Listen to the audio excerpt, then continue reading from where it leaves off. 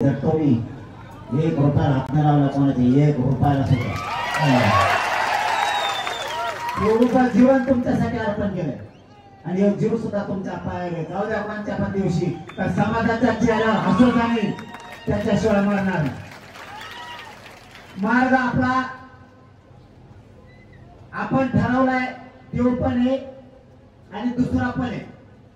जो चांगला असेल त्या मार्गाने आपण जाऊ पण आज डिक्लेअर मार्ग करावा म्हणून करतो